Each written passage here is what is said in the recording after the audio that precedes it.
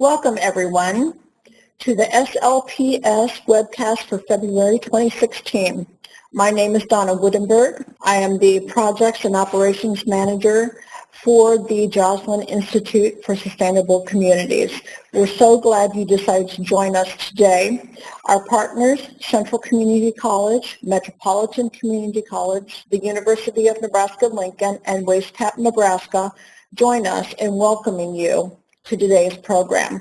We'd also like to thank the staff of the Whites Community Engagement Center here at UNO for providing the space and technology for us to be able to bring you this program. This presentation is set up so that you can participate. You can ask questions and make comments.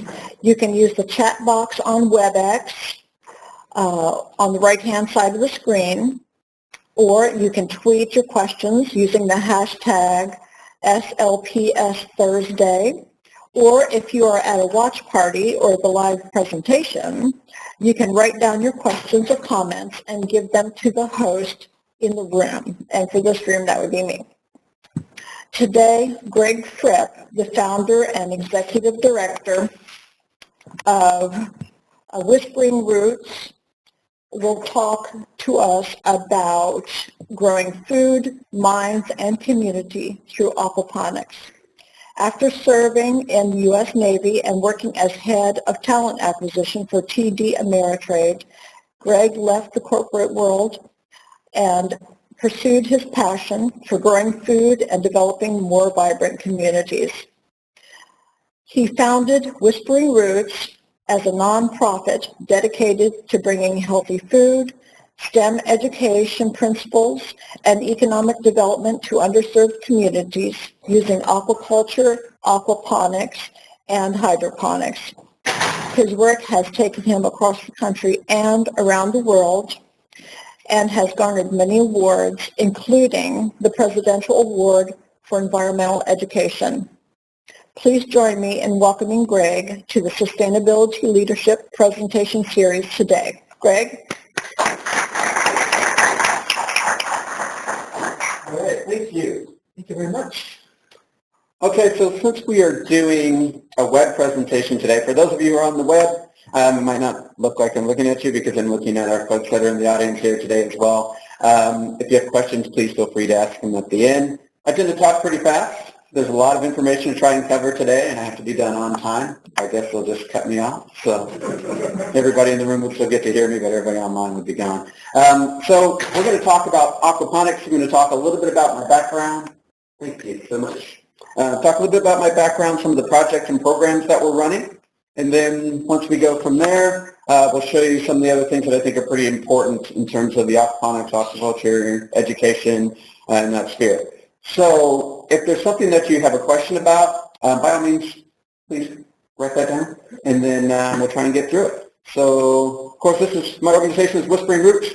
We are a 501c3 nonprofit. This is our contact information, whisperingroots.org. Apparently my website's getting updated soon, so that's great. That's my phone number. Please don't call it because I won't answer it. You can call it if you need to. That's my email address. You can send me an email there as well. We get a ton of emails. Get a ton of emails right now. I need to get an executive assistant. But if I don't answer you today or tomorrow, if you don't hear from me in a week, then send me another email. But no, I will answer those. But that's my email address. If you have questions, please send it to me. My picture, we should take that off there. But just a little bit about my background, just so people kind of know where I came from. I was a top-ranked Navy officer and enlisted member. My degree is in MIS. I'm a computer guy. I just happen to love growing food. I was former head of talent acquisition at TD Ameritrade. Left there in July of 2010. I built my first aquaponics system in 1999. 1999. So, back in 1999, we were still doing things via the mail. Like you copy something and put it in the mail to send it to your friends. We did that. I was building aquaponics systems and building greenhouses in my garage in 1999. So, it's Nebraska. It's the middle of January. I opened my garage door, and then there's a PVC greenhouse inside my garage in 1999. A little unusual for that time. Some of the training that I've had, University of Arizona Greenhouse Crop Production Engineering. I spent a lot of time talking to those folks down there because we do a lot of controlled environment agriculture, which we'll talk about. The Cornell University Aquaculture Design and Engineering folks. Some of the stuff I'm going to talk about today is very simple, where we're using very accessible type of materials, and then some of the stuff I'm going to show you is very complicated when we're trying to grow at max production. So what's the vision of the organization? The vision of Whispering Roots? We want to change the way that people view hunger, education, and agriculture. That's our goal. That's all we do all day long. I tell people, when I'm talking about collaborating, if it doesn't involve something to deal with hunger or agriculture or education, that's really not what we do. I try and stay in my lane. We know what we do well and we do that. And what we try and do is find other partners if it doesn't fit within that sphere. We've been very successful doing that. And we want to provide fresh, locally grown, healthy food for socially and economically disadvantaged communities by using aquaponics, hydroponics, urban farming. When I talk about, aquaculture and aquaponics, hydroponics, things like that, I also talk about urban ag quite a bit, and then for us, rural ag. And you'll see some of that in the slides. But a lot of work that we're doing in the urban community is very, very important because you're starting to see a shift. We see more people that are interested in urban agriculture as well. I want to teach the principles of science, technology, engineering, and math, STEM. So are we familiar with STEM? You hear that quite a bit these days, yes. We're also going from STEM to STEAM, science, technology, engineering, art, and math, engaging some of those other spheres. And then we want to use hands-on experiential learning. Everything that we do is hands-on experiential learning. The kids cut, they drill, they assemble, they grow, they taste. We're seeing a large response from the kids. We're getting a lot of excitement about the work that we do. A couple pictures down at the bottom. For those of you who are seeing this, on the left-hand side, those are some of our UNO students through UNO Service Learning who actually go out to the classroom and they work with our kids. And then on the right, that's one of our small systems. That's a 4x4 system growing, what do we have in there? Lettuce, basil, all types of things growing in that system. That's all growing off of fish water in that system. 100% healthy. So what do? We grow, we feed, we educate. That's the goal. Those are our things. We grow, we feed, and we educate every single day. In the upper left-hand corner, those are some of our students over at King Magnet Middle School. Great kids. That was their first system. That was the first crop that they ever grew. That's where we put our first system in the schools. The picture in the middle, those are some of our kids. What we see in a lot of our areas, we deal with a lot of underserved communities. And in some of these schools, the teachers are feeding right out of the river bed. Our issue right now, some people might say, if you go into the underserved communities, the kids, the people aren't interested in eating healthy food. The problem isn't that they're not interested in eating it. The problem is that there's no access. Right? So you can't eat what you don't have, and you can't eat what you don't know. Our problem that we have in the schools right now is that we can't actually produce enough to feed all the kids who want to eat it. So, and I think that's kind of a good problem to have. But kind of an unexpected problem that we had in the first school that we went into with our middle schoolers is that the kids wanted to fight over who was taking a bag of lettuce home. Go figure. They wanted to fight over who was going to take a bag of lettuce home. That's a pretty good argument to have, right? They're fighting over who's going to take healthy food home. And then on the right-hand side, the bottom right, those are some of our students. That's actually a system that we built at the Henry-Doorly Zoo, working with the Henry-Doorly Zoo Madagascar Biodiversity Research Project. So we built that system in their lab. That's actually in the lab at the zoo. And we started teaching the scientists how to run an aquaponics system. So now we have systems running in Madagascar as well, all dealing with underserved communities, right? So not too shabby. So where do we work? People kind of want to know, what is it that we do? When I started the organization, I took no third-party funds at all. When I walked away from TD Ameritrade, it was a really good paying job. I walked away from that because I wanted to do this work. I didn't want to look back later in life and say that I should have done more to help when I had the opportunity to do that, because somebody took an interest in me when I was young. So I didn't want to look back later and say I should have done more. So I walked away from a really good paying job, told my wife, don't worry, it'll be okay. It's going to be fine. And I had some money saved up. And then I started the organization with no third-party funds, and we started right out of my house, right out of my basement. That's how Whispering Roots started.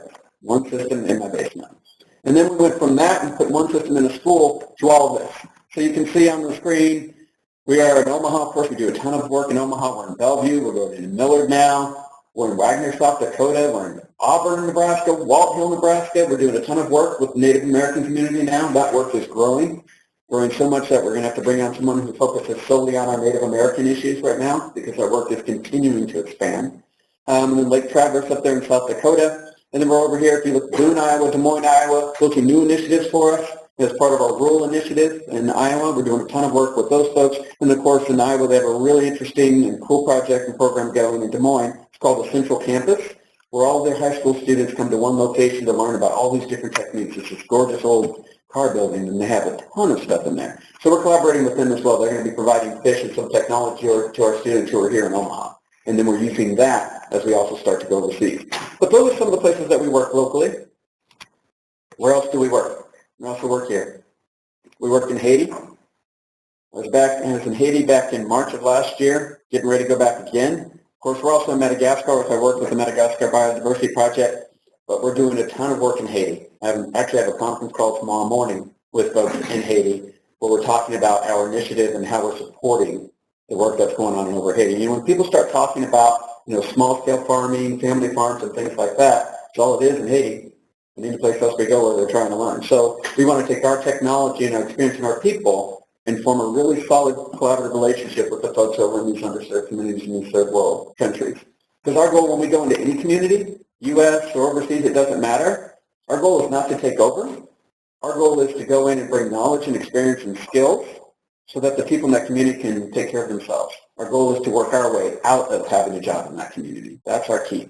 Because that's the only way that we can get long-term sustainability is if we teach the people who are there how to provide for themselves. And so that's what we spend a lot of time doing. Haiti. I probably won't be going to Haiti this week. Everyone's watching the news with the Zika virus, right? Yeah, okay. So some of our awards that we've won. S.T.E.M Solve for Tomorrow STEM Competition National Finalist in 2013. So our kids from King Science Magnet Middle School in North Omaha, one of the most impoverished African American communities in the nation, our kids in under 3 years went from knowing nothing about this technology to being one of the top 15 programs in the nation. And we did that in under 3 years, right? From one system to competing nationally against some of the top schools in the country in this space. And that's S.T.E.M. Our kids, we just started up in South Dakota about 2 years ago. So our kids in South Dakota, and that's one of our Native American initiatives, went from knowing nothing about this technology to competing in Samsung and making it to the state finals for 2015.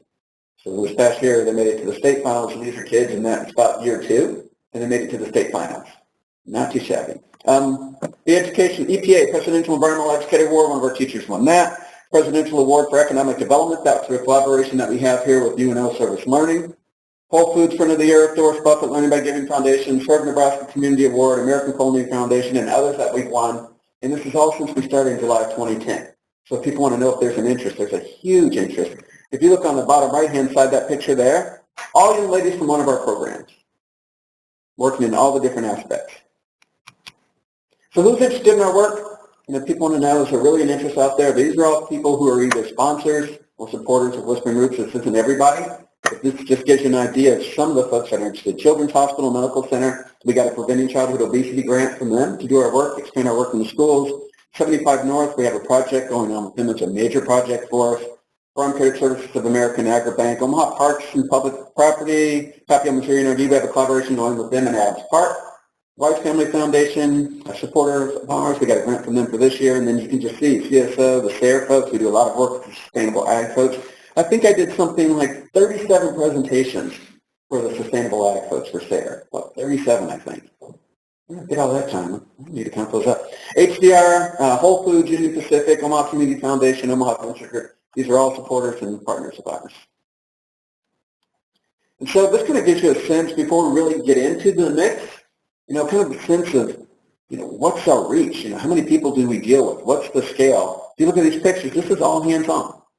Right? These are all people from the community who are doing work in the community. You'll see a lot of kids in our presentations, Whispering Roots. We spend a ton of time with the kids because that's the future. Right? We want these kids to grow up just with this hands-on experiential learning. We want that to become a part of who they are so that it's just part of what they do every day. It's not something new. But, let's go ahead and let's run the video. We're going to hear a little bit about some of our work that we do in the community from some of the people and some of the kids. We can go ahead and run that.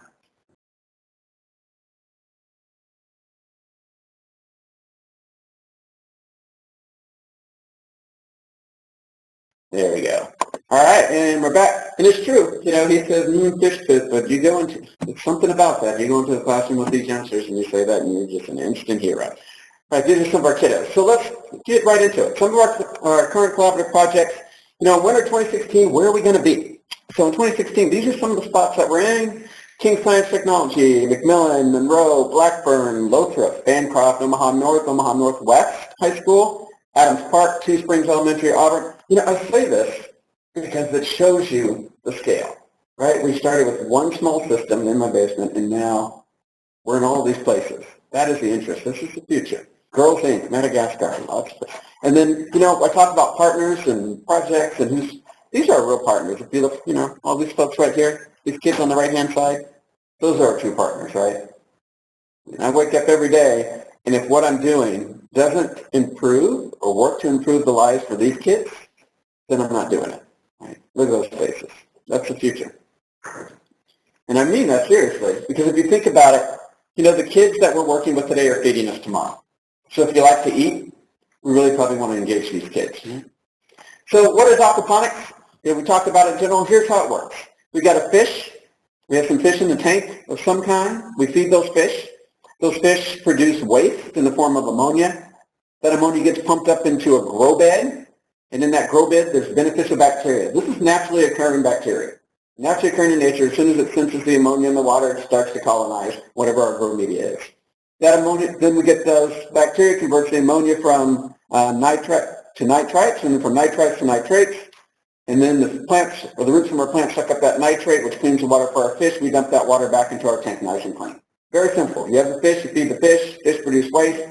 Bacteria converts the waste to food for the plants. Plants take that food, clean the water for our fish. I tell people to think about a lake. You've got fish swimming in a lake, and you have all this gorgeous green vegetation that's around the lake. The fish are producing waste. The bacteria is doing its thing. Nature's doing its thing, cleaning the water for the lake. We take that same principle, and we put that into a tank in a classroom or in a building or in a greenhouse, and we let nature do what nature does best. And people might say, well, this is really what the Aztecs were doing this, right? The Aztecs were doing this, and it's taken us this long to figure out that the Aztecs actually knew what they were doing. Right? We're just putting a modern spin on that. This is how it works. It's nature doing what it does best. Here's a basic system. So once again, we have a tank of some kind. In this case, a 100-gallon tank. In our classrooms, we typically have 100-gallon tanks, 150-gallon tanks. Some of our kids use 50-gallon tanks, 55-gallon tanks, 75-gallon tanks. We even have new mini systems that we put out where they're 3.5-gallon tanks. So if they don't have room, or if you don't have room in your house for a big tank, you can do a little mini 3.5-gallon tank with a little grow bed that's nothing more than something that you buy from one of the local big box stores or something like that, and hook it up, and they work very well. We also have 5-gallon tanks, so we have all types of stuff. But you have a little tank, you have a pump, a low wattage pump. We pump that water up into a grow bed of some kind. In this case, it's a 4x8 grow bed with what we call a bell siphon. This is a gravity-fed system. We pump the water once, and we allow gravity to take over from there. The water goes up into the grow bed. In that grow bed, we have beneficial bacteria. We have our plants growing. The ammonia gets converted. The plants suck out the ammonia, and then that water comes back into our tank nice and clean for our fish. It's a closed recirculating aquaculture system. In this case, it's aquaponics. So we don't dump our water. This water just keeps recirculating. We add water. We lose a little bit of water to evaporation, and we lose some water to our plants. If you look in this gorgeous thing, look at these smiling faces here. You can see this online. Look at these kids. Do they look disinterested in the work that they're doing? And this is a system that these kids built and run. Right? These are some of our 7th and 8th grade students, and they run the system in the classroom. They actually have 2. There's another one that's in the back here. But then this is a system that we put in over at Metro. We put in the first aquaponics system for Metro that's now run by my friend Mike, which I think he has 2 classes over there now. Great program, but this is over in the solar greenhouse. And then there are others that are in the main greenhouse over at Metro as well now. So we have offer classes, and our whole goal is to get more people engaged, more people trained doing this work. But this is what they do. I mean, look at this. Do we have salad pans? If you're online or in the room, any salad pans? You like nice clean lettuce, things like that? Yeah, look at this healthy stuff back here, and it tastes great. All right, so what are some of the advantages of aquaponics? So some of our advantages, we use only about 10% of the water that's normally required to grow crops. We only need about 10%. So we save about 90% of the water. We can grow up to 30% more food than if we're growing traditionally in about the same amount of space. You can get up to about 30%. When you're really, really good, your systems are clicking, you are just pumping out large quantities of food. The systems are very efficient because if you think about it, the difference between, when we're growing traditionally and when we're growing aquaponically is that in that system, our crops, we're constantly replenishing the nutrients with the water from our system. All right? We're constantly replenishing that nutrient. So we can pack our crops really closely together, and then we're never robbing, a material of nutrient because there's a constant flow of water. here's something else that I talk to people about. This is one way of growing food, right? Where we work, in some of the different countries, even in the United States, where we work, if they don't have access to a lot of water, things like that, we try and do what's best for the community. We don't go in and say this is the only way to grow. You have to do things aquaponically. You have to use aquaculture. If we go into a community and they're growing very well traditionally, except for they're lacking something like nutrients for the soil or something like that, then what we'll say is let's maximize the fish, and then we take that fish waste and we use that as a natural fertilizer for the soil. We don't tell people to stop growing all this great food and do it aquaponically. We say no, we try and fill gaps. And I think that's very, very important because I think we do a disservice if we show up in a community and we tell them this is the only way to grow, which it's not. Because with the number of people that we're going to have on the planet, we need every type of growing in order to feed all the people. But we can grow up about 30% more than if we're growing traditionally using about the same amount of space. We don't use any soil in our system. We use coconut husk. And then in our grow beds, we use things like river rock, pea gravel, hydrogen, which is expanded clay. So we don't have any soil, which allows us to avoid our soil-borne pathogens and things like that. And we're controlled environment agriculture, so we are year-round production, 24 hours a day, 365 days a year, because as we all saw this week with our blizzard that blew through, we're not growing too much outside, but our kids in the classroom, they're still growing those same healthy crops. And that's something to think about. We want to take advantage of what the community is giving us. In some of the other countries, they can grow year-round. Here in Nebraska, we can't grow year-round outside, but we can move indoors. We can utilize greenhouses. We like greenhouses as much as we can get them. We don't use any pesticides. We can't use pesticides in the aquaponics system because it would kill our fish. We can't put any pesticides in the system because our fish would die. So everything has to be clean. Faster growing, high-quality vegetables. People say, do they really grow faster? They do. Let's say we had a head of lettuce. And if we had a head of lettuce and we were growing, maybe it took 52 days to get it to harvest, we can get it there in about 35 to 42 days. We can turn crops about every 35 to 42 days. So you save about 10 days or so. You think about it, if we're saving 10 days every time we grow a crop, how many additional crops can we get in a year? How much more food can we grow? How many more people can we feed? That's what I'm always thinking about. And it's a closed system. There's no discharge into streams, lakes, municipal waste systems, nothing like that. We don't dump our water. We don't pollute. And one of the old things about aquaculture is you get all of this dirty water, and that dirty water would get dumped somewhere, and then people would get angry because it was polluting. We don't pollute. We use that water as a resource. So even when we're feeding our fish, we like to spin down the solids that come out of our system, and then we use that as a natural soil in them. We actually have a project underway right now where we're going to be working with some folks in Omaha where they're doing landscaping, and they're going to be taking some of our solid waste to use it as a natural fertilizer for the plants. So we try not to waste. Then you can do different sizes. We showed you that 4x8 that had about a 100-gallon tank, but then you start thinking about commercial designs. What does commercial design look like? We talked about snow. We're in a greenhouse. You can see all that snow outside, but they're still growing these gorgeous crops.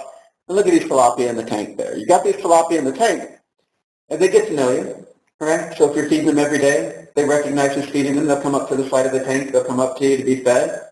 My daughter has turned one of our fish into a pet. His name is Amigo. So he comes up and he likes to be petted like a dog. Very strange. He's a very strange fish. So Amigo is now just a show fish. He gets to go around to the schools and come up to the top of the water and be petted like a dog. I don't know what's wrong with Amigo. I think he thinks he is a dog. But, we feed the fish. And you see in the system, no matter the size of the system, the process is the same. Here we have some tanks. We have some plumbing of some kind. And then over here, we've got some grow beds. This is actually called floating raft.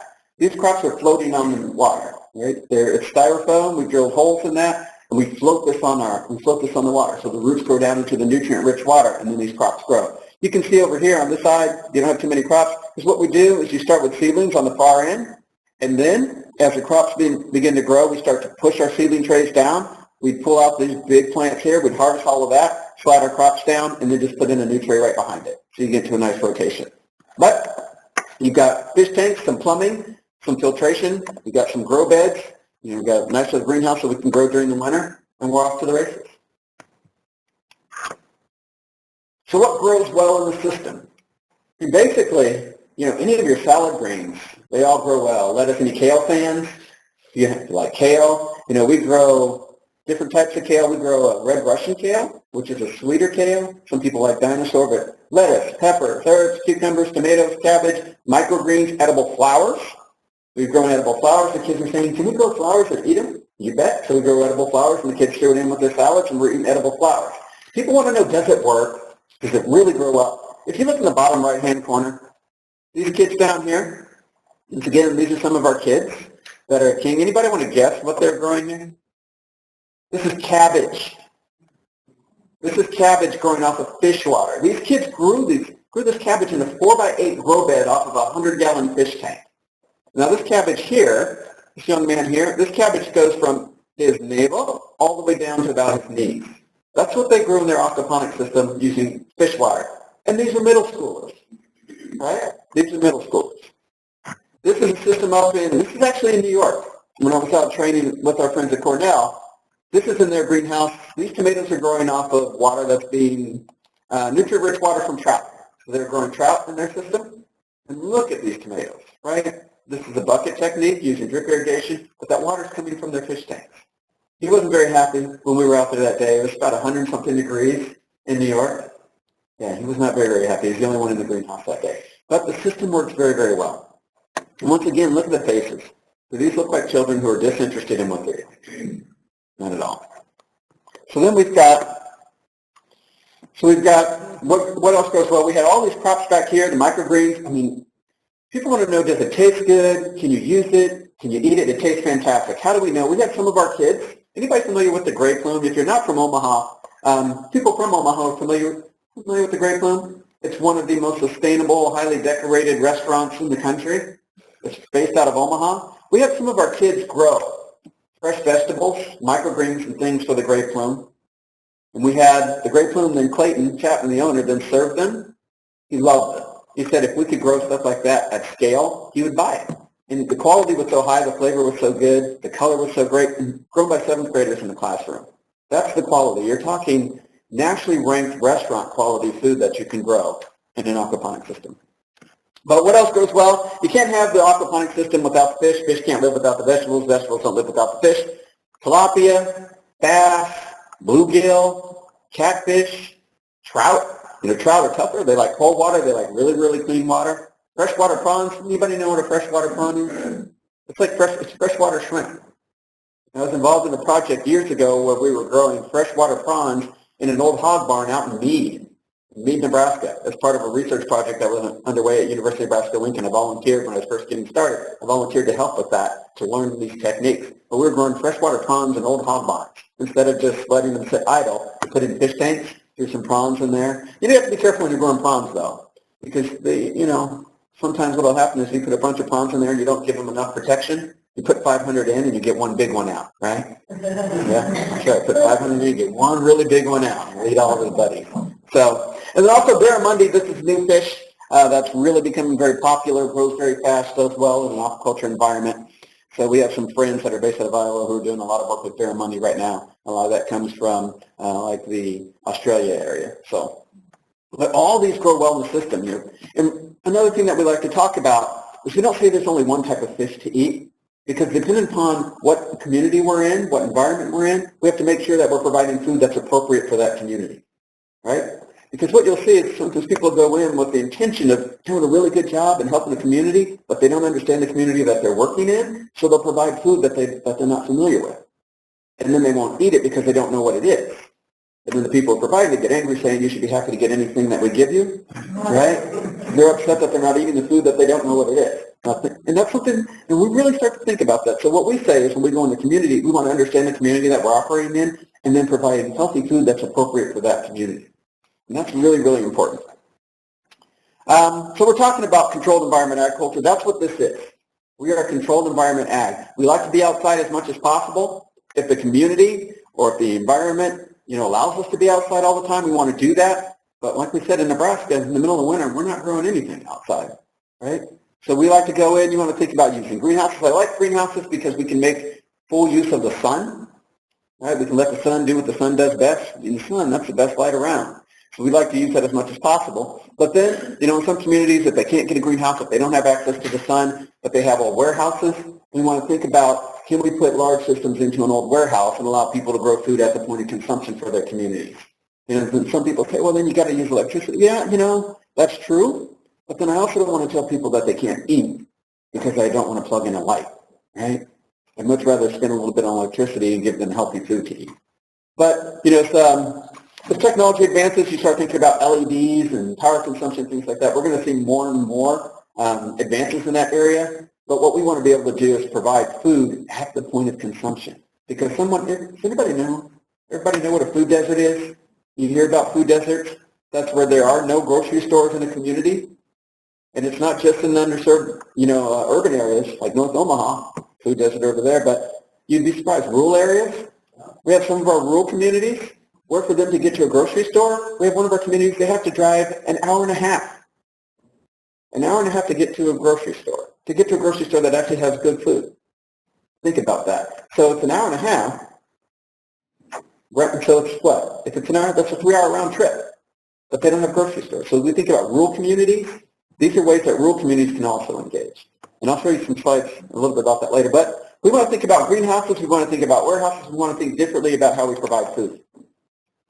So how much food can you really produce using an aquaponics system? And people are getting better and better. I mean, they are getting better. The technology is getting better. People are getting smarter. Well, let's say we had a 1,500 square foot grow space. We could put in about 1,500 gallons of fish tank, about 11,000 gallons total water volume in there. It's about 500 pounds of fish, about 40,000 heads of lettuce per year. It's not too shabby, right? Now, if you're just starting today, so if you leave here today and go home, you're not going to make a system that's going to grow 40,000 heads of lettuce, right? You kind of have to learn what you're doing. But once you understand the techniques, once you get it down, you're capable of doing this. But it also has to make sense for you, right? It has to make sense. And then greenhouses, boy, the greenhouse people are busy these days.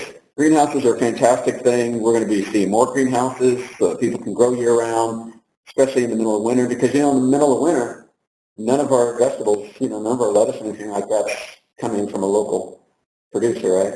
Unless they have a greenhouse, season extension, things like that. Majority of our food comes from Salinas, California. The majority of our greens and things like that come from Salinas, California. That's where it's coming from in the winter. So, and we all know what's happening in California. Drought. So what happens when that dries up? So we need to be thinking about that. And then also, so I show you this, but then everyone's not going to do this, right? Everyone's not going to make a system like this. Maybe our designs need to be based upon available space and funds. That's especially important when we are overseas, because when we're overseas, we're not going to see them when we go back. We're not going to see a lot of these things overseas in the underserved communities. They don't have a lot of these materials, but they can scrap together wood and branches and things to make their own system. But these are some of the different designs, and they're growing very, very well. And this is all growing off of fish water. Here, the little red things that you see in here, it might not be red on some of your screens, but these are clay pebbles. That's called hydrogen. It's expanded clay. But you don't need to do that. You can use river rock or pea gravel. If I'm overseas in one of these communities, we're not going to have access to like a hydrogen to expanded clay. But they do have river rock, volcanic rock, pea gravel. We can find that everywhere. And then we just have to haul it. But you can use that. And then if you look at here, this is repurposed lumber, construction grade lumber, right, with some liners. And notice they're doing the same thing here. This is a gravity feed. So they have a small pump that's down in the fish tank on the bottom. They pump up, they do vertical grow, and then the water just uses gravity to flow back to the tank. That's how we do it. But then you can get really, really creative. You don't have to have a really expensive greenhouse. There are lots of programs right now that the USDA is running where they will do hoop houses and high tunnels.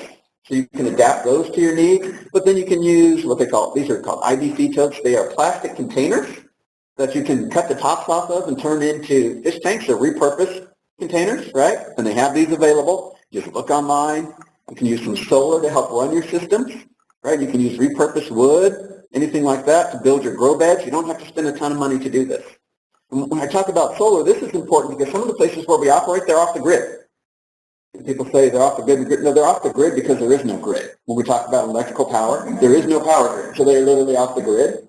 So we can't just plug in. So they have to be, they're on solar. Some of our places are 100% solar. One of our missions in Haiti is 100% solar. There is no grid. There are no power lines. They're 100% solar. So we have to be very mindful when we're designing for them. We're designing systems that don't draw a lot of power, right? That don't pull a lot of juice because they don't have it. All they have is their solar system. And then they have a lot of wind out there as well, a lot of wind systems. So if you're interested in sustainability, which we're talking about, if you're interested in solar and wind, there is a need for that.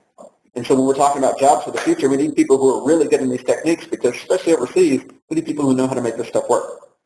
So what are some of the benefits? Locally grown nutritious food, sustainable farming practices, year-round growing. community involvement. Now look at this system here. Look at this facility. This is not a high-end system, right? Look at the wood. This is something that they found. They find the wood. People donate wood. They build these systems. These are burlap sacks. Underneath these sacks are actually compost worms, right?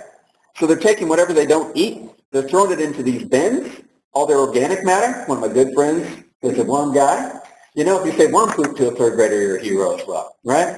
You really are. I'm telling you, who wants to play with worm poop? You know, and the kids raise their hands. So, but this is vermicompost. So anything that they don't eat that's organic, they throw into their compost bins. The worms turn it into vermicompost, worm castings, and they use that as a natural soil amendment to fertilize their crops. That's a pretty good deal.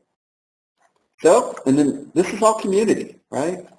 Then community involvement, eco-friendly and educational. Teaching, teaching, teaching. We are a nonprofit.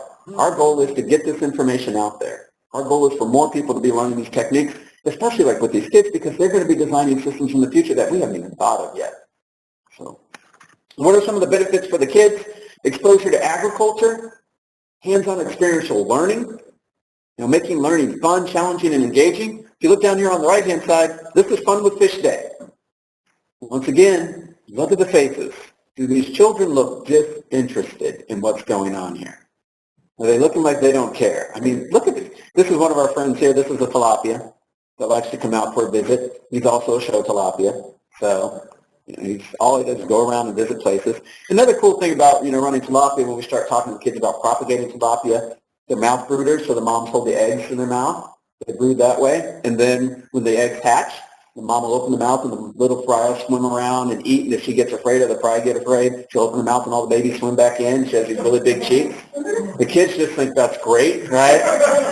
They just freak out over this stuff. So, and my wife's a teacher too. She's a K through 6 teacher. So, but this is what we're talking about, the energy, the enthusiasm, the excitement, changing the way that we view education, hands-on experiential learning. We're doing this with food.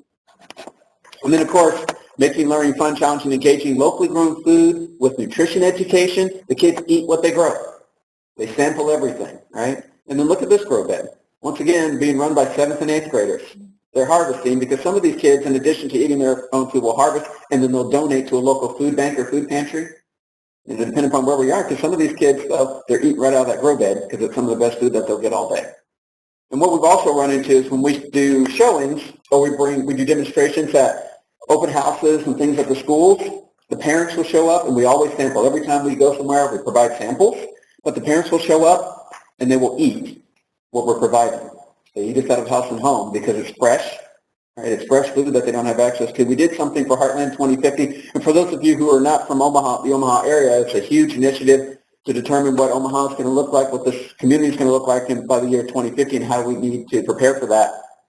But we had some of our students grow a bunch of fresh greens and things like that, lettuce greens, tomatoes, for the Heartland 2050 meeting that we had in one of the most impoverished African-American communities in the nation. So our kids grew all this fresh produce.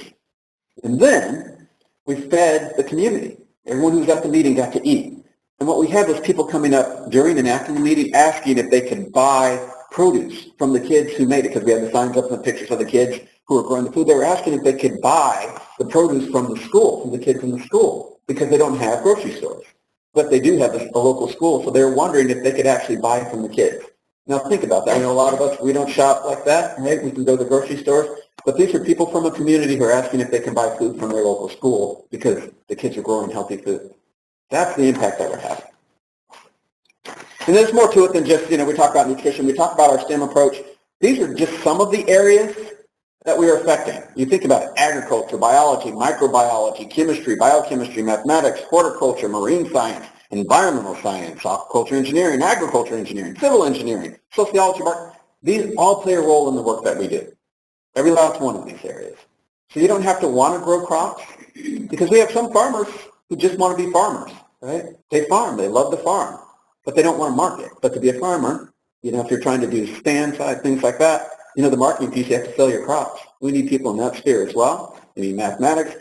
I talked about it in very simple terms, but I'm going to show you something later in our presentation, which is very, very complicated. Some of the work that we do is very, very complicated. We talk about microbiology. We're talking about having about 25% of what we feed our fish comes back as solid waste, right? So what if there's a bacteria that can eat that solid waste and turn it into a liquid for us? If we're not going to spin it down and dry it and use it as a soil amendment, what if there's a bacteria naturally occurring that can eat those solids for us and turn it into some type of liquid? Wouldn't that be a fantastic thing? So then if we have a really high, intense system where we're producing a ton of fish and a ton of waste, but it's all liquefied, we don't have to worry about solids. There's a microbiologist. When I say that to a microbiologist, there's some people who deal with, water, and they deal with municipal systems. When I said, I need someone who can find a bacteria for me that can eat solid waste, and the microbiologists are going, yes, because they're getting excited because this is different than what they do on a daily basis. I'm not a microbiologist. I'm not going to sit down and sit in the lab and test. I'm not going to do that. But there are microbiologists who would love to do that type of work and help us do our work better.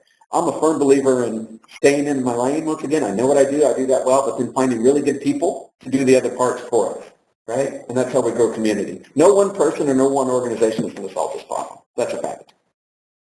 And in addition to all of these, anybody need a plumber? Right? We need plumbers, we need welders, they're talking about the trades. I'm sorry, everybody is not going to be a physicist, but a physicist is not going to come and fix my electricity when the power goes out, right? So these kids think about plumbing, carpentry, electrical systems, construction. This young man here could care less about the crops that we were growing, but he was fascinated by the wiring for the lights. How does that work? How do you attach a cord to it? He was fascinated. That's all he wanted to do was work on the electrical part. And of course, at this school, their facilities guy, who is an authorized electrician, fully certified electrician, he's excited, right? Because there you go. He gets to teach electricity to these kids. And then look at these young ladies here.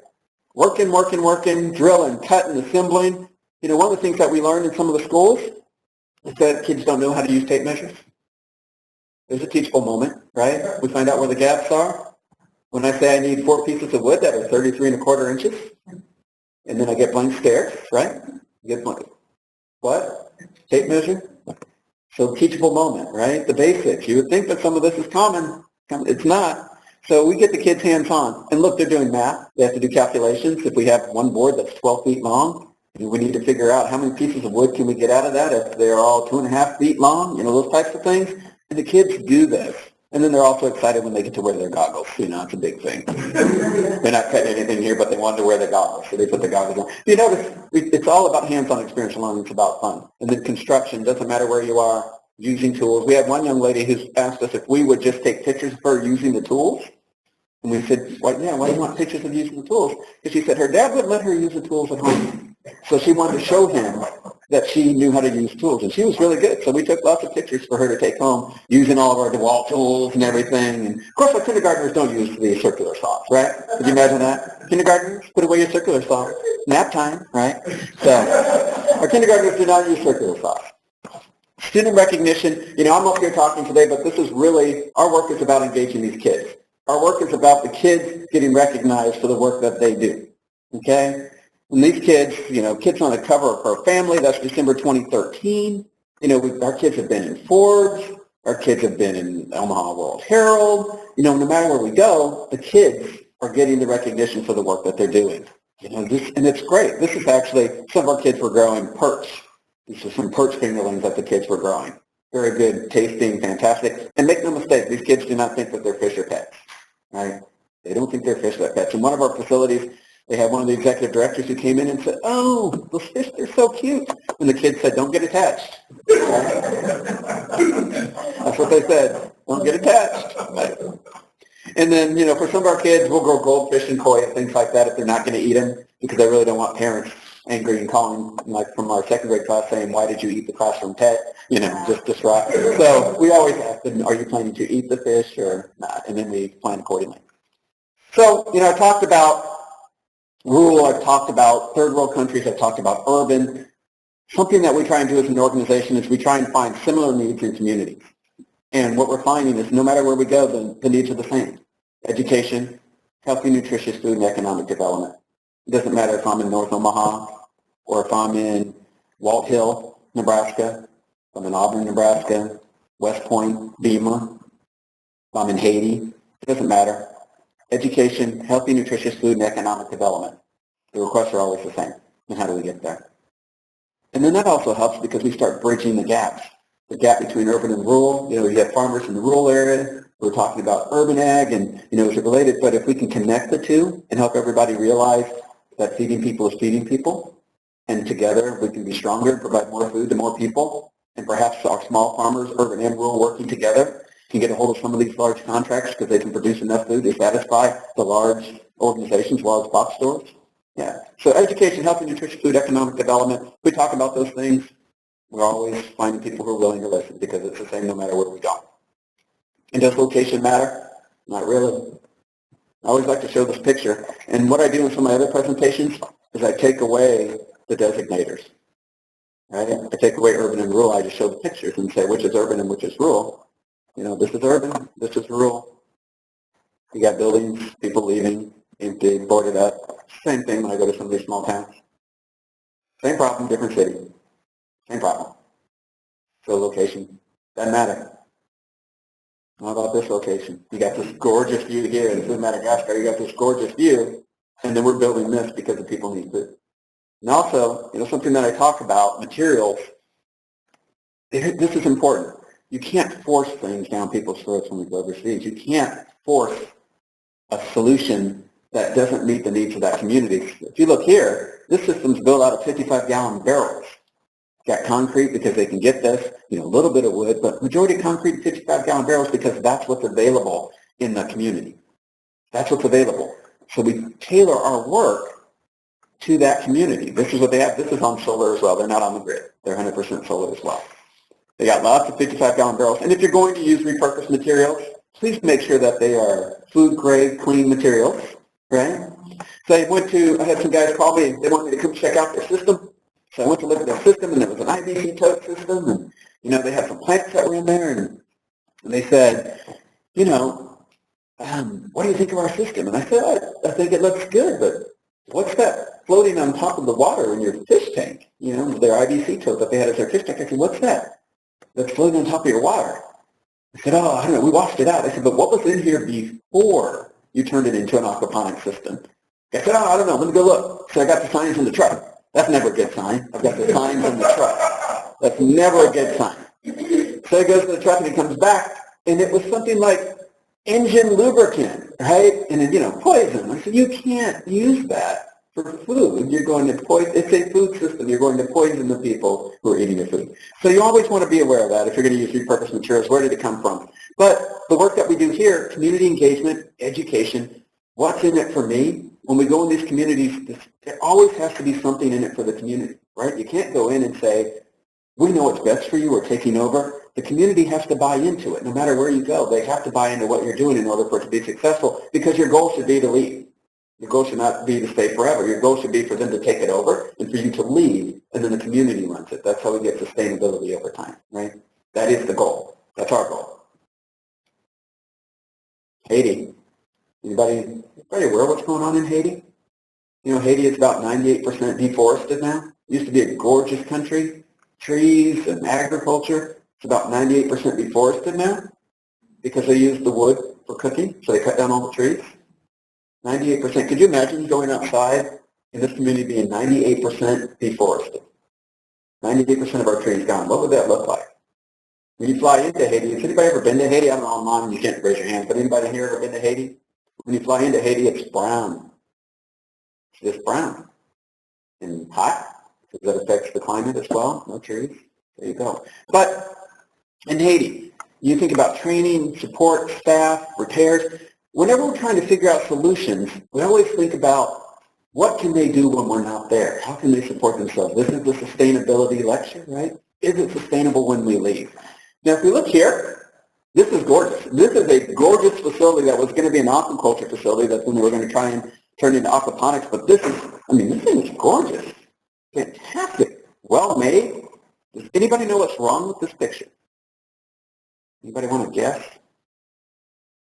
There's nothing growing. There's nothing here. These are supposed to be coops for chickens, and there's supposed to be fish growing in here. It's growing lots of mosquitoes. It is doing that, which isn't good these days. But this is a gorgeous system. It even had solar. Problem was, they went into the community, they built this thing, and they didn't train anybody on how to run it. And then the people who built it left. And so this gorgeous thing sits.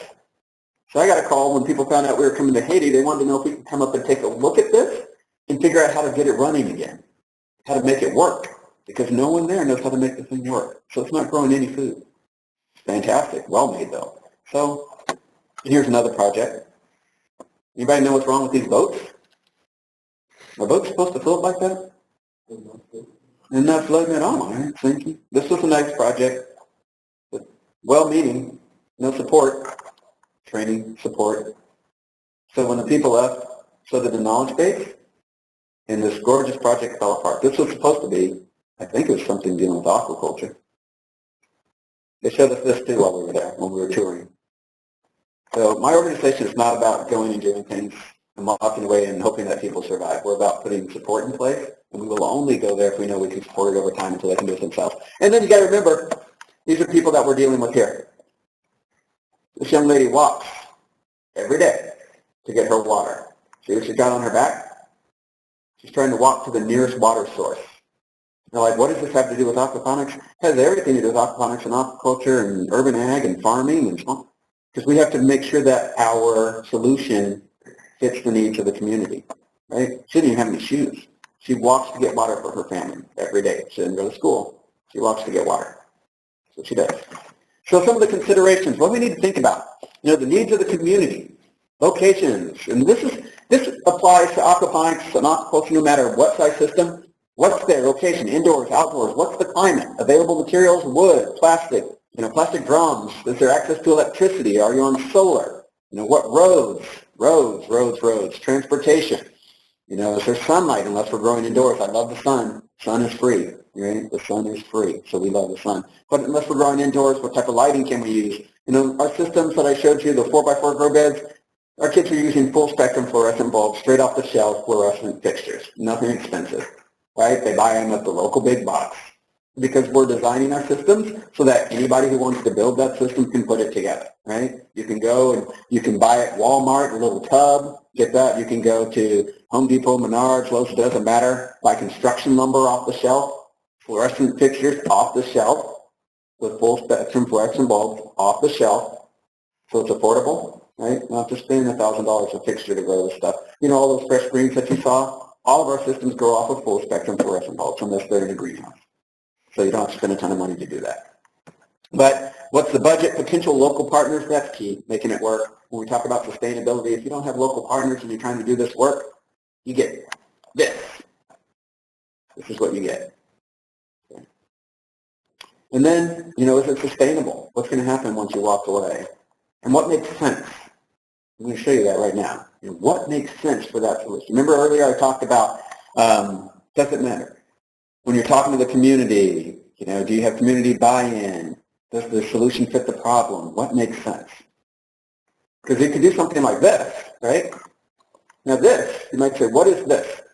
And this is part of the 75 North Initiative. This is actually going up in North Omaha. If you've gone along 30th Street, about 30th and Lake, if you've gone there lately, there's a big hole over there in North Omaha.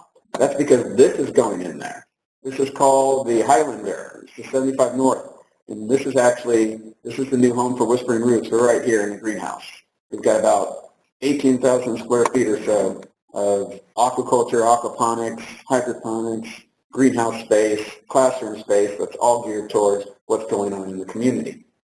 When I talk about support and training, one of the things that we realized is we need to have more training and more support. We're a hub and spoke model. We have a hub and then we spoke out into the community. We want to be able to support people no matter where they are. They're coming in or not. But, they say, this is possible. But this is what's appropriate in Haiti. Although we could do this, it would make no sense to do this here. This is what makes sense in Haiti. When we talk about, this is traditional growing. So in Haiti, we're going to have traditional growing. We're going to have our aquaponics system. We're using the waste from our aquaponics system and our aquaculture tanks to provide nutrient for the soil, which is terrible in Haiti. Right? But then we use what's available, sticks and whatever else around. This is what they're doing here. They're starting their nursery because over there, we might not have access to a lot of coconut husk, although we can bring it ourselves, but we want to teach people how to start their seedlings. So we're teaching them how to make a nursery. And this isn't one of our nurseries. This is a fantastic program that's underway, but they're teaching them the basics so that when we're not there, they're growing their own food. But Not this. This is good here. This is good there. This is what's appropriate for that location. Or how about this? I'm showing you large systems. These are 55-gallon food-grade barrels. You saw a little bit of that earlier. But maybe they have access to these 55-gallon drums. This becomes your fish tank. These become your grow beds. Here they have river rock that they're using for their system. And here you have some PVC. We have pipes and things overseas. People have hoses. We can find all that stuff. They can build something like this. They don't have to have wood. They can use concrete or sticks. If this was one of my other presentations, I'd be talking to you about how we take our systems and turn and make drip irrigation systems where we take water from our aquaculture and aquaponics system and put it into a 5-gallon bucket and use it as drip irrigation for crops that are in the ground so we can save water. Remember I said there's no one way to grow food. We're a holistic approach, right? And I think sometimes when you get presentations, people say, well, this is never going to work because we find a solution that fits the problem. And if it's drip irrigation using some of our water out of our aquaculture tank, that's what we're doing. But this is an aquaponics system. This is an aquaponics system. A little bit of floating raft. You've got some fish that grow up in here in these barrels. Tilapia will grow very well in these barrels. They love it. And tilapia, the less space that they have, the better. Because when we give them more space, they want to fight and nip each other. A male will try and become dominant in the tank and kill off all of his potential, his potential challengers in the tank. So, yeah. Oh, I told you about Amigo earlier.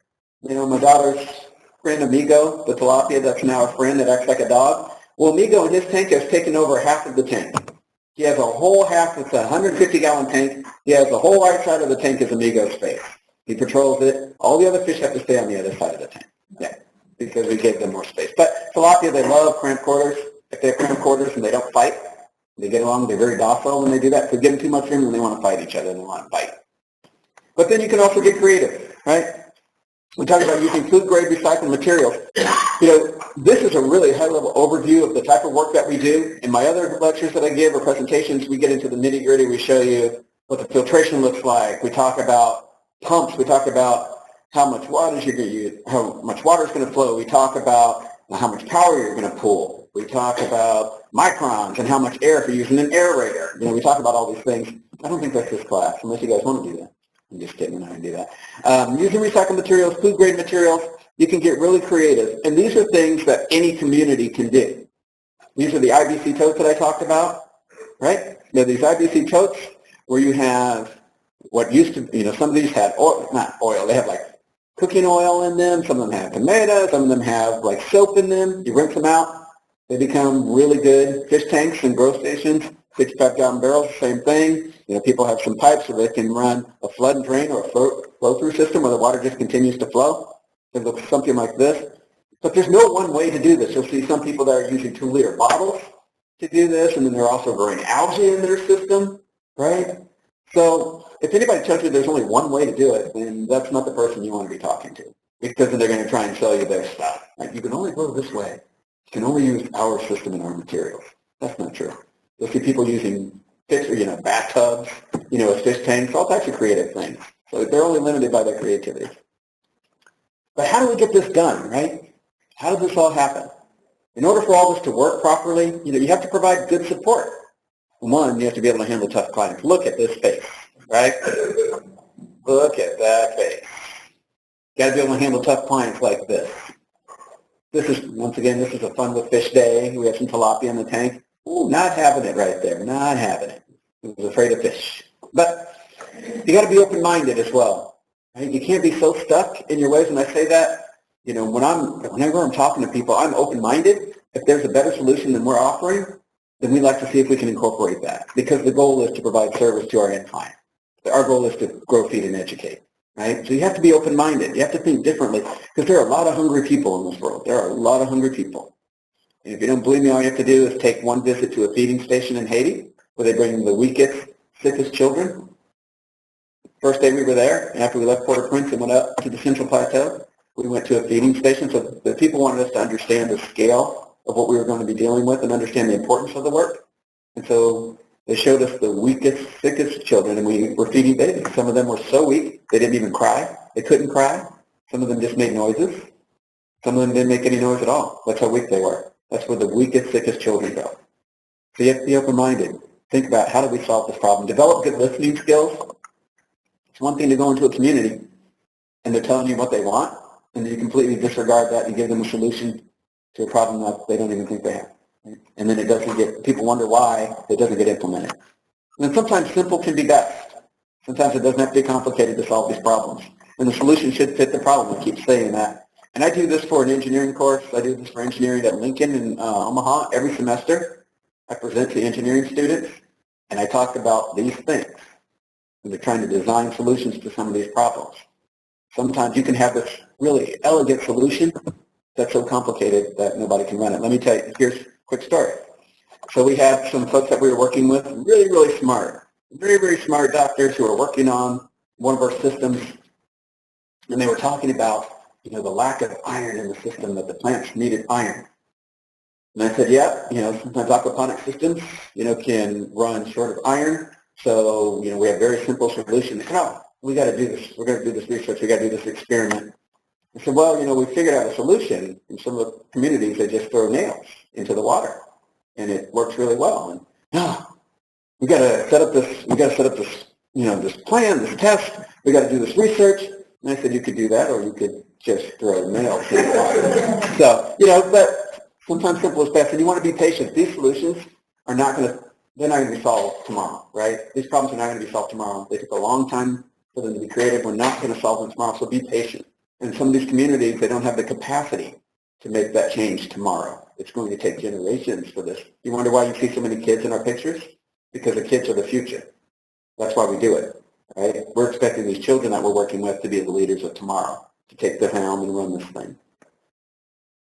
So, I talked a little bit about our main facility. These are some of the solutions we needed. I thought we were going to be, and we thought we were going to be this big, this big, but we realized that we need to be this big in order to do our work because the need is so much higher than I thought it was going to be. I just show you this because for us, when we're training people here, we'll also be sending these people overseas. We'll be sending them to rural areas, but we want them to have a place where they can get really solid training so that they really understand the techniques and the processes before we send them out. Because we visited a lot of sites when I was overseas, and the complaint was always the same, that they get a lot of people who show up who are very well-intentioned, but they don't understand the problem, they don't understand the community, so by the time they get up to speed, it's time for them to leave. And so what they would like to see are more people who, when they get there, they're productive day one, so they can do more from the minute that they're on site. So one of the things that we're doing is we said, okay, we can help with that. We can start training people here before they go overseas, and one of them will be cultural issues, the culture that they're going to be dealing with, so that they're ready when they get there, and then some of the other things. And then we have one of our community colleges who's actually wanting to put together a program for us where our students, people that want to train with us before they go overseas, they can go through this program and get certified that they're ready to go. Because there's, like I said, I stay in my lane. I know what I do best, right? There's some things that we just don't teach, but our community colleges can teach them really well. So they can go there, get that training, and when we see that they're certified, then we're ready to send them overseas. Then they're ready to go, or out into our communities locally. Why is this work important? This work's important because it's the future, right?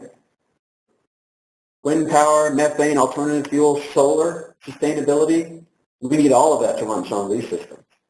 Truly green buildings. But most importantly, this work is important because of the people, right?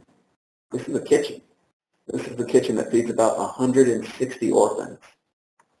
This is an orphan. His name is Chumba. He's helping to cook for the other 160 orphans in this orphanage. 160 orphans, 3 adults. 160 kids, 3 adults. And then, people just want to make food. They just want to eat. And it's important because these kids, right? This is why I do my work. They are counting on us to get it right. They are counting on us to get this right. Doesn't matter. Doesn't matter African American, Hispanic, Native American, Caucasian, Haitian. Doesn't matter. Problems are the same. Urban, rural. Problems are the same. Kids are kids, right? See this church? This is a church that's made from tarps from the UN and sticks. See these kids? Once a week they put on their best clothes. They have one outfit. one nice outfit. They put it on Sunday. It doesn't matter if religious or not, but kids are kids. Doesn't matter. And some of them are starving. So that's my presentation. I think I'm on time. 20 minutes to 5, so we have time for questions. If anybody has questions online, or we're going to start here in the room. If anybody has questions.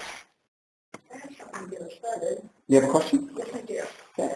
Could you tell us a little bit more about the fish? Mm-hmm. How often do you harvest them? Who processes them? Who eats them? How do you replenish your stock? Sure. So the question was about the fish. How often, you may have heard it, you may have not, how often do we harvest them? How do you replenish your stock? Things like that. And for us, it depends upon the type of fish that you're using. We use tilapia a lot because tilapia are very prolific breeders, right? So we can basically take a tilapia and we can go from fry, from baby, all the way to harvest in 6 to 9 months, depending upon what you're growing, right? Some fish take 2 years, 3 years. We can get a tilapia there in 6 to 9 months, depending upon what you're feeding them. They readily reproduce. They have lots and lots of babies, and we can say, how do you control that? We control that by light and temperature and pH of the water. So when I was talking about science, pH of the water, temperature, light, things like that, salinity. So how do we replenish the stock? Depending upon where you are. If we are overseas or someplace like that, even here, we propagate our own. We are actually certified in the state of Nebraska to propagate things like tilapia. But overseas, we want them to be able to propagate their own fish. That's why we teach aquaculture principles, so that they know how to grow their own fish, so that when we're not there, they can continuously replenish their stock. We have some folks that are on the genetic side from UNMC who are excited about the potential to use, propagating fish from a genetics perspective. How do you select the fastest growing best fish that have the best looking body for fillets and things like that, so their scientists can get in on it as well. And then one kind of fish at a time, or variety in the same tank. Once again, depends upon the type of fish that you're growing. Some of our fish you can run like tilapia and koi or something in hybrid bluegill or something like that together. But some species, they only want that same species in the tank. So you have to be really careful about what you're doing, and we teach that as well when we're working with people. Some of our kids run perch, like they said, small, largemouth. Some of our kids are running largemouth bass right now. So you just have to think about that. And from a processing perspective, locally, in some of our communities, people process themselves, because a lot of people that we deal with are actually, they fish all the time. So they know how to clean fish. They know how to harvest fish. So it just depends on the community that you're in. And if we're using if it's a large production facility where we're trying to grow lots of fish, then we also want to be vertically integrated, where we want to process our fish and turn it into fillets and things like that, because then our byproduct also becomes a natural organic fertilizer. Like some of you might go to some of the stores and you pay a lot of money for a little bottle of fish emulsion. $15 for a little bottle of fish emulsion, right? Yeah, they sell that at the big box stores for it. Yeah, does that answer your question? Yes. Great. All right. Anyone else in the room have a question? So we're taking questions. How do you separate the fish food from the fish poop to do your plants? Oh, that's a good question. So, or is just whatever floats down to the bottom is what you use? Yeah, so the question was, how do we separate the fish poop from the fish food, things like that? Boy, the kids would just love you for saying that. Where you got your fish eating. Yeah, what we do is basically all of that becomes natural fertilizer, right? So our fish eat the fish food. Our waste actually moves up into the grow bed. Some of it either gets consumed by our compost worms. We also have compost worms in our aquaponic systems. They love fish waste. But then some of it, if we're really intense and we're producing a lot of fish and we have a lot of waste that's coming out, we'll spin that down. And you can do one of two things. You can either spread that on the farmland and use it as natural fertilizer, or you can dewater it and it becomes a really nice fertilizer that you can package, and then you can sell that. And if you don't believe me, if you go and if you look in some of these stores, the organic stores, they're selling fish food, and they sell it for a lot of money. So that's actually a resource. When we start thinking about economic development, all of that waste, we don't have what's called waste. That's actually natural fertilizer for us. So we can sell it, package it, and sell it. And that is a plan for vertical integration and economic development. So you got your fish eating fertilizer with them? No, the fish eat the fish food, and then they produce the waste. And then we take that waste and we spin that down, and we use that as fertilizer for the crops. So that goes right into somebody's soil. Or if you're doing container garden, raised beds, anything like that, or if you're doing natural, traditional, you can just amend that right into your soil. Great fertilizer. Fantastic. So anybody remember they used to use like dead fish and stuff years ago? Native Americans did that for their crops, dead fish. It's great fertilizer. I see your tanks there, and I don't see no window there to see how much is accumulating or whatever. Yeah. So after a while there, man, you don't watch the concentration of the poop is going to get so high that fish are going to be eating poop. Yeah, so what you do is, and that's a really good question, he's wondering about, is the bottom of your tank full of poop? And it's not, because you keep your system full of fish and they move and that agitates everything, and then that actually literally moves up through, remember your pump is running, so that water, that current moves that waste up into your grow bed. And then if you have a lot of fish and you don't have good current flow, what you can do is you can just put a little agitator in your tank, and it puts a little current along the bottom, which keeps everything stirred up and keeps it moving. So, and that's a really good question. We tell, like for us, when we're moving our waste, if you have a lot, we use what's called a vortex filter, where you put the water in and we just spin it, and all those solids go right to the bottom. You can literally just open the valve and tap it off, and then you can take that and right to your garden or wherever you're using it. Good question. Yeah. Greg, what's kind of the range that you have as far as fish food? Is there like a range that fish food? Yeah, so that's, and actually that's a great question. So the question is about fish food and what's the range. And the range, this is very, very important. You can use a really high quality feed if you're trying to do like commercial grade, you're trying to get your fish to harvest very quickly, you can use like a commercial grade feed, or you can do something as easy as duckweed.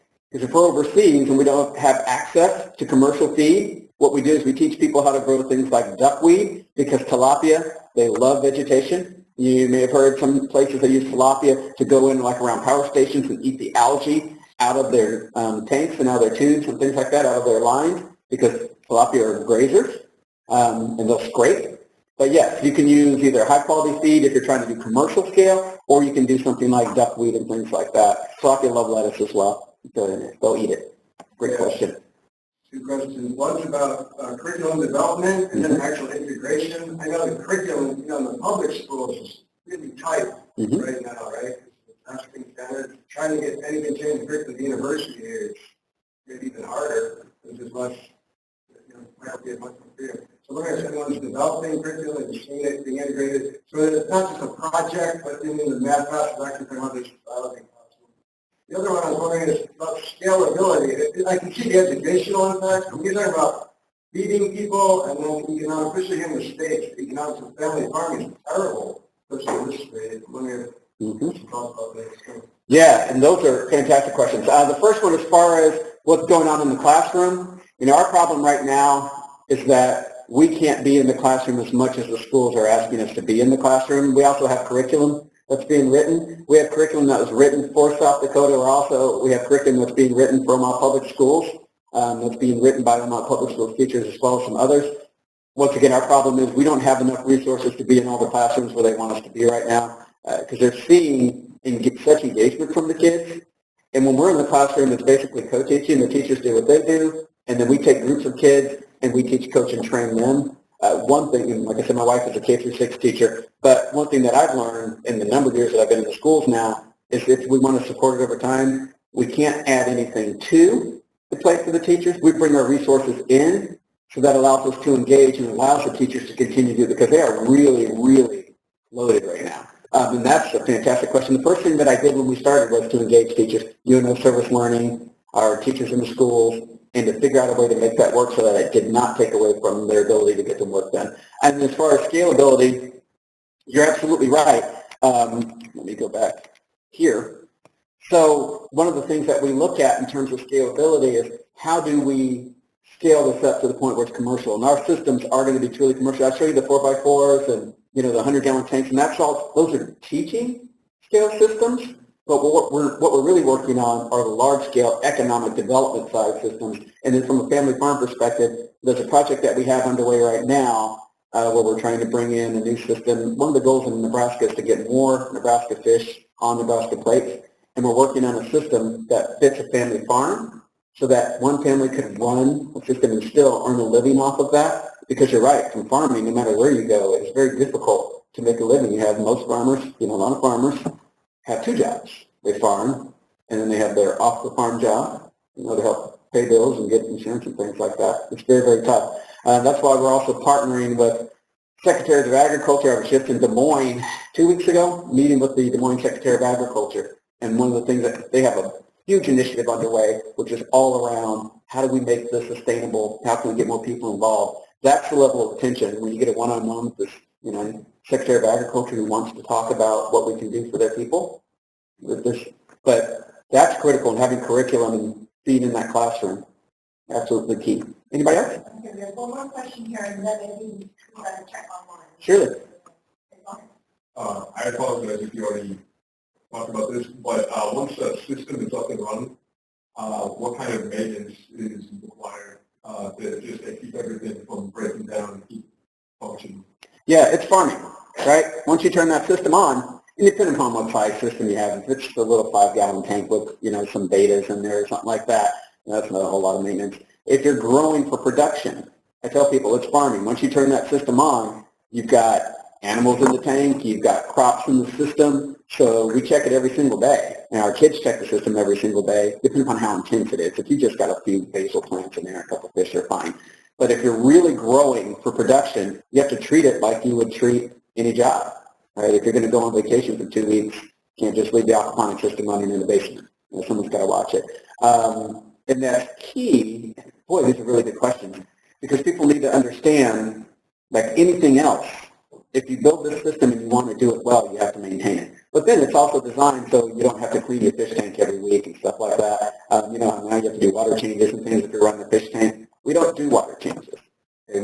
We don't do them because we don't need it, because the system takes care of itself. Our grow beds are actually large biofilters, so we don't do water changes, we don't scrub algae or anything like that. Now, if you're doing a showpiece, if you're doing like a clear tank and it's in the middle, like we have one school where their system, it's a show tank. It's food production, but it's a showpiece.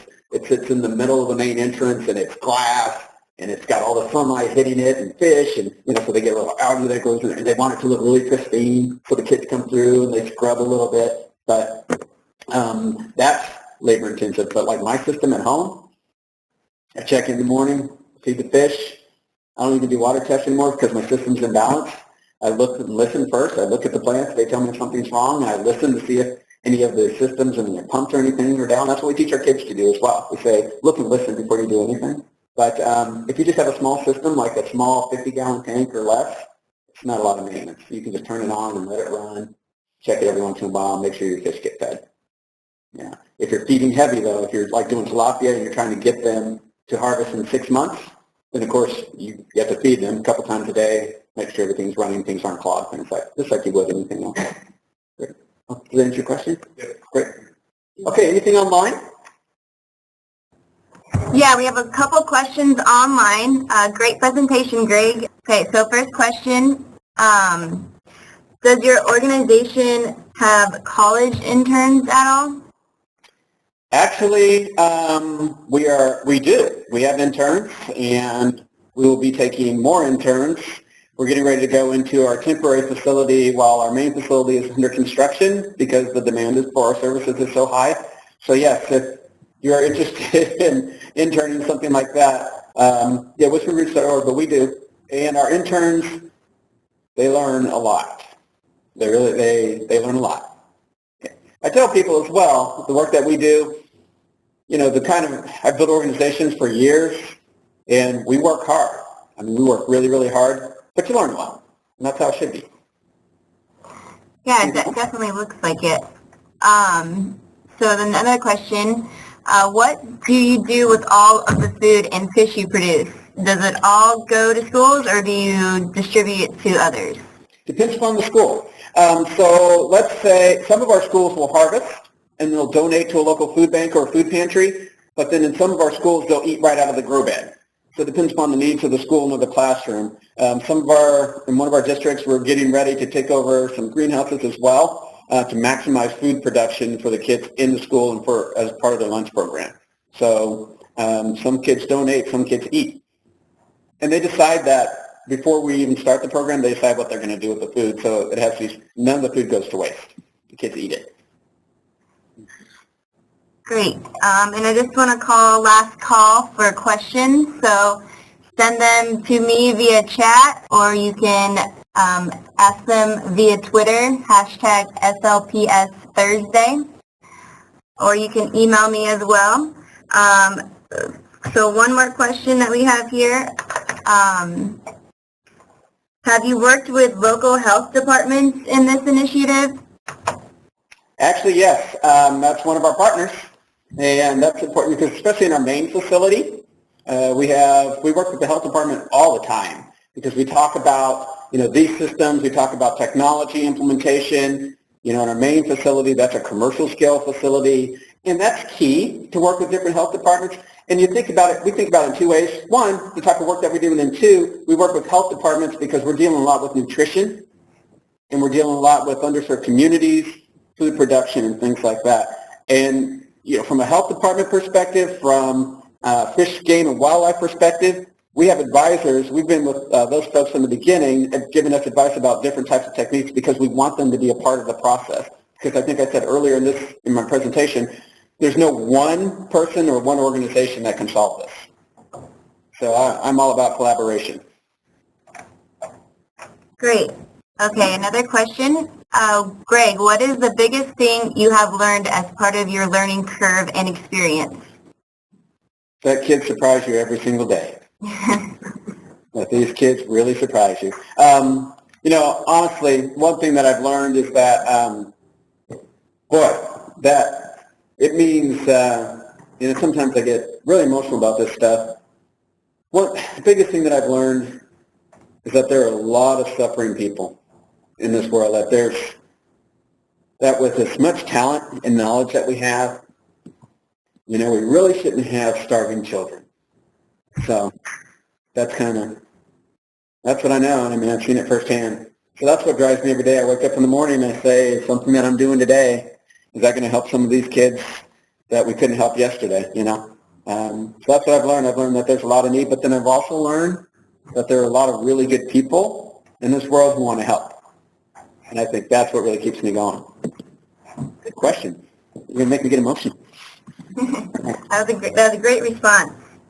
Another question we have you worked with veterans on this kind of stuff? Actually, yes. And since I am a veteran as well, we have something that I did not mention here that we're trying to work on is a greenhouse of healing for some of our veterans as they try to transition back, into, the traditional world when they come back. Because you have a lot of PTSD, things like that. One thing that we've learned, gardening and agriculture is very healing. There's something about taking care of plants and taking care of fish and things like that. So we are working on a project where we would have a greenhouse of healing. And then there's some other really good projects and programs that are underway right now for veterans as well. A lot of them happen to be on the coast.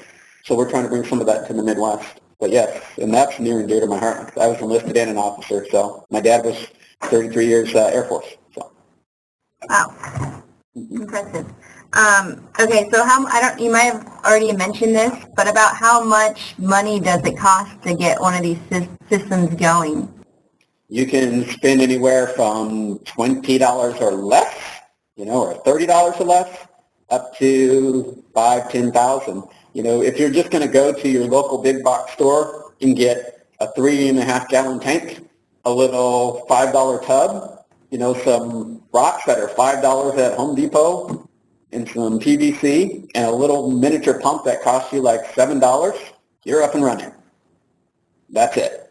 Or you can get really, really expensive and you can build it out of cedar. I did have, one psychiatrist who had me build a system and it was like, very nice system. We had someone who wanted one out of cedar. So it just depends on the person. You can do it as little as $30 or less or thousands of dollars. And it literally is like that. So if someone tells you have to spend $20,000, they're lying to you. Go to Walmart and put your system together with a tote, with a little storage tote. Other questions? I think we have one more question.